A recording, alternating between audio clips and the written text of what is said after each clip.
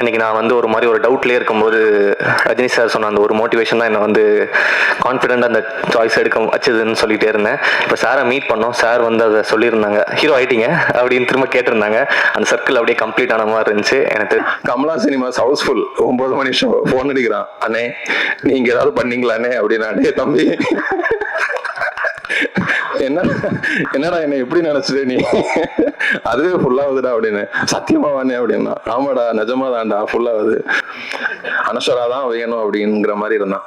Sir Rambha sir அப்படிங்கிற மாதிரி, அண்ணே அனஸ்வரா அண்ணே அப்படின்னு ஃபோன் எடுத்து டே தம்பி அப்படின்னு கேட்டா ஹலோன்னு கூட கேட்க மாட்டான். ஆனா அனஸ்வரா ஓகே சொல்லிட்டாங்களாண்ணா அப்படிமா, நீ தம்பி ஒரு நாள்ல சொல்லிடுவாங்க. ஸோ அந்த அளவுக்கு கான்ஃபிடென்ட் அனஸ்வரா மேல இருந்துட்டு வந்தோம். அப்ப எனக்கும் அக்காவுக்கும் யார் தம்பி இந்த அனஸ்வரா அப்படி அவங்களும் கேட்டாங்க. அக்கா எனக்கும் தெரியலக்கா பாப்போங்க. காவியா வந்து எங்க திரும்பினாலும் காவியா மோனிஷா தான் இருக்கு. 2 அப்படிங்கிற மாதிரி போட்டுட்டு இருக்காங்க. ஐ லவ் யூ டூங்க அப்படிங்கிற மாதிரி போடுறாங்க. ஸோ பாலாஜி தியேட்டர் விசிட்டுக்கு எல்லாம் போகும்போது பாலாஜி சில நேரம் இல்லைன்னா அங்க இருந்து கத்துறாங்க, அனிஷா இருக்காங்க மோனிஷா இருக்காங்க, பாலாஜி எங்க போனா அப்படின்ட்டு. அப்ப அவ்வளோ பாலாஜி உள்ளுக்குள்ள இருந்துட்டு இருக்காங்க. நான் வந்து 5th ஸ்டாண்டர்ட் படிக்கும்போது தான் ஃபர்ஸ்டா ரஜினி சார் வீடை வந்து முதல்ல நான் பாக்குறேன். அது வரை நான் பார்த்ததே கிடையாது. என்னோட மாமா தான் கூட்டிட்டு போறாரு. வாட்ச்மேன் இருந்தாரு. அந்த வாட்ச்மேன் நான் 5th ஸ்டாண்டர்ட்லேருந்து எப்பெல்லாம் லீவ் கிடைக்குதோ அப்பெல்லாம் ரஜினி சார் வீட்டில் போய் கேட்டில் போய் நிற்பேன். அவர் கரட்டி விட்டுருவாரு, போயிடுங்க இங்கெல்லாம் நிற்கக்கூடாது அப்படின்னு சொல்லி போயிட்டு விட்டுருவாரு. அப்போ நான் 5th 6th 7th 8th 9th 10th 12th முடிச்சுட்டு வரைக்கும் என்னோட வளர்ச்சியும் அந்த வாட்ச்மேன் பார்த்துட்டே இருக்கிறாரு. திடீர்னு ஒரு நாள் கேட்டார் என்கிட்ட, நீங்க என்ன பண்றீங்க அப்படின்னு கேட்டா நான் சொன்னேன், நான் பைலட்டுங்க, இதுதான் என்னோட பைலட் லைசன்ஸ். ஸோ பைலட்டா அப்படின்னாரு. ஆமா. நீ எத்தனை வருஷமா இங்க வர அப்படின்னாரு. நான் ஒரு 10 வருஷமா வந்துட்டு இருக்கேன். உனக்கு என்னதான் வேணும் அப்படின்னாரு.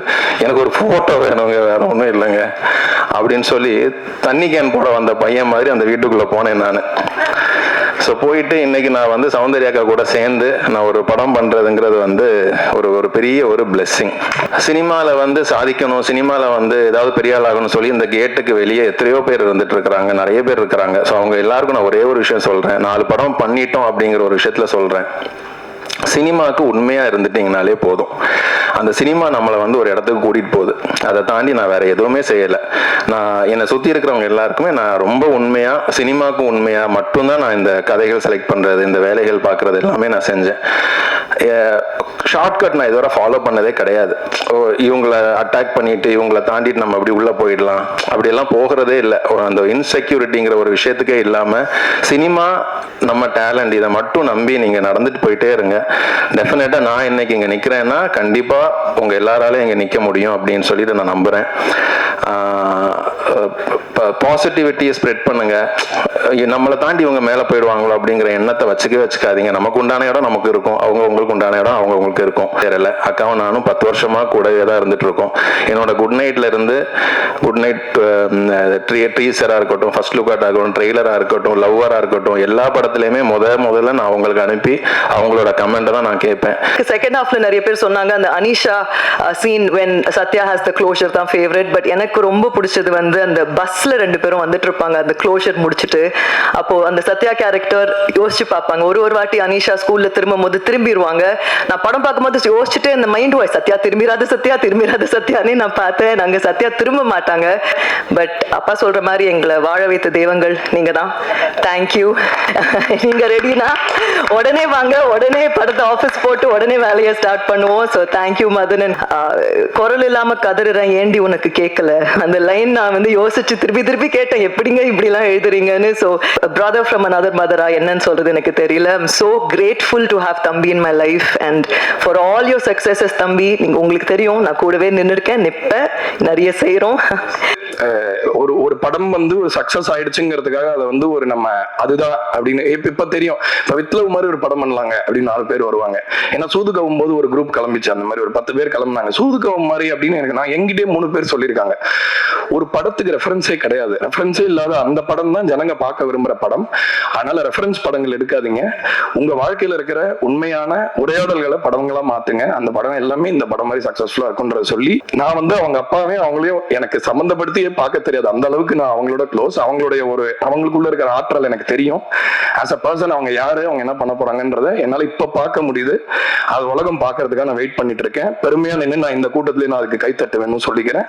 அன்னைக்கு நான் வந்து ஒரு மாதிரி ஒரு டவுட்லேயே இருக்கும்போது ரஜினி சார் சொன்ன அந்த ஒரு மோட்டிவேஷன் தான் என்னை வந்து கான்ஃபிடென்ட் அந்த சாய்ஸ் எடுக்க வச்சதுன்னு சொல்லிட்டே இருந்தேன். இப்போ சாரை மீட் பண்ணோம். சார் வந்து அதை சொல்லியிருந்தாங்க, ஹீரோ ஆயிட்டீங்க அப்படின்னு திரும்ப கேட்டிருந்தாங்க.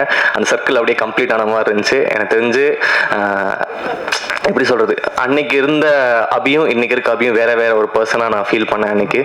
அண்ட் முதல் நன்றி பிரஸ் அண்ட் மீடியா. ரொம்ப ரொம்ப சந்தோஷமா இருந்துச்சு. ஏன்னா மதன் சொன்ன மாதிரி நானும் மதனும் அங்கே தான் உட்காந்துருந்தோம். உட்காந்துருக்கும் போது எல்லாரும் சைலண்டாக கொஞ்ச நேரம் படம் பார்த்துட்டு இருந்தாங்க. மதன் ப்ரோ என்ன ப்ரோ இந்த காமிக்கலாம் சிரிக்கவே மாட்டேங்கிறாங்க அப்படின்னா, உனக்கு புதுசு இல்லை, எனக்கு பழகிடுச்சு. டூரிஸ்ட் ஃபேமிலிக்கு நானும் இப்படி தான் இருந்தேன், ஒன்றும் பிரச்சனை இல்லை, அவங்க உள்ளுக்குள்ள ரசிப்பாங்கன்னு நினைக்கிறேன், வெயிட் பண்ணுங்க அப்படின்னு சொல்லிட்டு கொஞ்சமாக எல்லாருமே ரெஸ்பாண்ட் பண்ணி அதுக்கப்புறம் படம் முடிஞ்சோன்னா அவ்வளோ அழகா அந்த படத்தை வெளியே கொண்டு போய் சேர்த்தீங்க. நல்ல நல்ல ரிவ்யூஸு. மதனே வந்து ப்ரோ என்ன ப்ரோ இப்படிலாம் எழுதுறாங்க அப்படின்னா, ஆமாம் அப்படிதாங்க, அவங்களுக்கு பிடிச்சிச்சுன்னா அப்படி தான் பண்ணுவாங்க. நல்லா கொண்டு போய் சேர்த்தீங்க. எல்லாருக்கிட்டையுமே வந்து இப்போ கூட சார் கூட காமிச்சாங்க, ஹீரோ கதாநாயகனை பார்த்தவுடன் பிடிக்கவில்லையா அப்படின்னா பார்க்க பிடித்துள்ளது அப்படின்னு போட்டுருந்தாரு. அதெல்லாம் பார்க்க ரொம்ப சந்தோஷமா இருந்துச்சு. அழகா மக்களுக்கு அது எப்படி படிச்சா நல்லா இருக்குமோ அந்த மாதிரி அழகா அதெல்லாம் எடுத்து போய் சேர்த்தீங்க. ரொம்ப சந்தோஷம். அண்ட் முதல்ல என்னோட மதன் என்னைய வந்து ஹீரோ ஆக்கி இன்னைக்கு வந்து நிற்க வச்சிருக்கீங்க. Thank you so much. அது எப்படி சொல்றது, மோர் தென் அ ஃப்ரெண்ட். நான் ரொம்ப ப்ரௌடாக இருக்கேன் உங்களை இந்த இடத்துல பார்க்கறதுக்கு. இன்னும் இந்த ஜேர்னி பெருசாக போயிட்டே இருக்கும் நம்புறேன். Thank you Madhan, love you so much. அடுத்ததாக ஷான் சார் எப்பவுமே எனக்கு ஸ்பெஷலாக மட்டும்தான் பண்ணியிருக்காரு. என்னைக்குமே அதில் வந்து ஒரு எக்ஸ்ட்ரா கேர் ஒன்று எல்லாத்துலேயுமே பண்ணுவார். அபிக்கு இது செமையாக பண்ணும், அபிக்கு இது சூப்பராக பண்ணும். இன்னொன்று வந்து ஒருத்தங்களை வந்து புகழ்றது வந்து எல்லாருக்கும் அவ்வளோ இதாக வந்துடாது. இப்போ ஒருத்தங்களை பற்றி நம்ம பேசுவோம், பட் அவங்க பயங்கரமாக புகழ்ந்து அவங்களே கூச்சப்படுற அளவுக்கு வைக்கிறது வந்து ஷான் சார். எல்லா இடத்துலையுமே நம்மளை வந்து அந்த ஒரு எந்த ஒரு ஈகவும் இல்லாமல் அவன் ஐயோ அப்படி இப்படின்னு சொல்லிட்டு பயங்கரமாக இது பண்ணுவார். தேங்க்யூ ஸோ மச் சார் அந்த சப்போர்ட்டுக்கு என்றைக்குமே. அடுத்ததாக மோகன்னா தேங்க்யூ. நீங்களும் அப்படிதான். எனக்கு வந்து காசே வாங்காம பிஆர் பண்ற சில குரூப்ல அவரும் ஒருத்தர். ஸோ எல்லா இடத்துலையுமே போனா என்னை பத்தி ரொம்ப நல்ல விதமா எல்லா இடத்துலையுமே நல்லதா சொல்லுவீங்க. எனக்காக ரொம்ப அழகான பாடல்கள். இந்த டீமே வந்து ரொம்ப ஹாப்பியா இருக்குன்னா ரொம்ப தேங்க்யூ. அடுத்ததாக சுரேஷ் ப்ரோ, எல்லாருமே பார்த்துட்டீங்க அவரோட ஒர்க்கை. அவ்வளோ மேஜிக் பண்ணியிருந்தார் அந்த படத்தில். அன்னைக்கு எனக்கு கால் பண்ணார். ஆக்சுவலி கால் பண்ணிட்டு ப்ரோ ஒரு பெரிய படத்தில் வந்து ஒரு ஆஃபர் வருது ப்ரோ, என்ன ப்ரோ இது அப்படின்னு கேட்டார். நான் சீக்கிரமே அனௌன்ஸ்மெண்ட் வரும், ஒரு பெரிய படம் ஒன்று பேசிகிட்டு இருக்காங்க. ஸோ எல்லாரும் கேட்கும்போது ரொம்ப சந்தோஷமாக இருந்துச்சு ப்ரோ. அடுத்ததாக ஸ்ரேயாசண்ணா தேங்க்யூண்ணா. இந்த படத்தில் நீங்கள் இருந்தது எங்களுக்கு ரொம்ப சந்தோஷம். இந்த படத்தை எவ்வளோ ஒரு பெரிய படமாகவே நீங்கள் கொண்டு போயிட்டீங்க. அதுக்கப்புறம் அனஸ்வரா தேங்க்யூ. அனஸ்வரா நீங்கள் சொன்ன மாதிரி தான் அந்த கெமிஸ்ட்ரி ரொம்ப அழகா ஒர்க் ஆயிருந்துச்சு. எல்லாருமே அதை பயங்கரமா என்ஜாய் பண்றாங்க. I am very very happy for this collaboration. கண்டிப்பா இன்னும் ஃபியூச்சர்ல நிறைய படம் பண்ணுவோம் நம்புறேன். அண்ட் அடுத்ததாக படத்துல எல்லாரும் வந்து படத்துல நடிச்ச காவியா. ஸோ காவியாவுக்கு வந்து நான் ரிலீஸ்க்கு முன்னாடி சொல்லியிருந்தேன், படம் ரிலீஸ் ஆனதுக்கு அப்புறம் உங்களை வந்து செலிப்ரேட் பண்ணுவாங்கன்னு நான் சொன்னேன். அது நடக்குது. இன்னைக்கு ஃபுல்லா காவியா எடிட்ஸ் அப்படின்னு சொல்லி தனியா ஒரு ட்ரெண்ட் ஒன்று போயிட்டு இருக்கு. ஸோ அதெல்லாம் பார்க்கும்போது ரொம்ப சந்தோஷமா இருக்கு. சச்சின் அதே மாதிரி தான் தியேட்டர்ல எல்லாருமே வந்து உங்க பேரை சொல்லி கத்தும்போது அது ரொம்ப சந்தோஷமா இருக்கு பாக்குறதுக்கு. தேனிமுருகன் சார், நான் வந்து எல்லா டூரிஸ்ட் ஃபேமிலியே சொல்லியிருந்தேன் உங்களை நடிக்க வைக்கணும்னு. எல்லாருமே இப்போ அதை பார்த்துட்டு உங்களோட பெர்ஃபார்மன்ஸை பார்த்து பேசுறது வந்து எனக்கு ரொம்ப சந்தோஷமா இருக்கு சார். தேங்க்யூ. அடுத்தது சரவணன் சார். சார் ரொம்ப சந்தோஷம் சார். நம்மளோட சீன்ஸ் எல்லாம் அவ்வளோ என்ஜாய் பண்ணி பார்த்தாங்க அந்த 3 பட சீன்லாம். ஸோ அதெல்லாம் ரொம்ப நல்லா இருந்துச்சு. நெக்ஸ்ட் வந்து ஆனந்திகா தேங்க்யூக்கா. இந்த படத்துல ஒரு சின்ன ரோல் தான் பண்ணியிருந்தீங்க, அது அவ்வளோ அழகா பண்ணியிருந்தீங்க. தேங்க்யூ. அப்புறமா ஃபைனலி என்னோட ப்ரொடியூசர்ஸ், முதல்ல வந்து மகேஷ் அண்ணா. அதுதான் இப்போ ப்ரொடியூசர், ஆக்டர், டைரக்டர் இதெல்லாம் தாண்டி ஒரு ஃபேமிலி இவங்க எல்லாம் எனக்கு. ஏன்னா படம் ஹிட் ஆயிடுச்சு, படம் செம்ம, நாங்கள் எதிர்பார்த்த விட சூப்பர் கலெக்ஷன்லாம் பண்ணுது, நல்லா போயிட்டு இருக்கு. அப்போ அன்னைக்கு ஒரு 3 days முன்னாடி எனக்கு 2 days முன்னாடி கால் பண்ணாரு. நேற்று கால் பண்ணிட்டு டே அப்படி நான் எதுவும் தப்பு பண்ணனடா, எல்லாம் கரெக்டாக பண்ணனடா அப்படின்னு என்கிட்ட கேட்டாரு. அந்த குவாலிட்டி வந்து எத்தனை பேருக்கு கிடைக்கும் ஐ மீன் இருக்குன்னு தெரியல. ஏன்னா என்கிட்ட வந்து அது அவ்வளோ பண்ணிட்டு படம் எல்லாமே நல்லா ஆயிடுச்சு. அப்புறம் கேட்குறாரு நான் என்னடா தப்பு பண்ண சொல்லு, நான் திருத்திக்கிறேன் நெக்ஸ்ட் டைம் அப்படின்னு. நானும் சில விஷயம் சொன்னேன், இதெல்லாம் ஓகேடா கரெக்டா அக்செப்ட் பண்ணிக்கிறேன், அதெல்லாம் தப்பு தான், இதெல்லாம் கரெக்ட் இது நான் ஏன் பண்ணேன் அப்படின்னு சொல்லிட்டு. என்னைக்குமே வந்து அவர்கிட்ட வந்து எனக்கு பேசுறதுக்கு ஒரு தயக்கமோ பயமோ இருக்காது. எனக்கு என்ன தோணுதோ நம்மகிட்ட பேசலாம். அவரும் அந்த மாதிரி தான். இந்த ரிலேஷன்ஷிப் வந்து அதுதான் டூரிஸ்ட் ஃபேமிலிக்கு முன்னாடி ஆரம்பிச்சது. இது இன்னும் பெரிய ஜர்னி போகும். ஸோ அடுத்ததாக Soundarya ma'am. So Soundarya ma'am பற்றி எனக்கு ஒன்று சொல்லணும்னா, அது நான் சொல்லாமல் வேணாமன்னு தயக்கத்திலே இருந்தேன். பட் மேமே அட்ரஸ் பண்ணதுனால நான் அதை சொல்கிறேன்.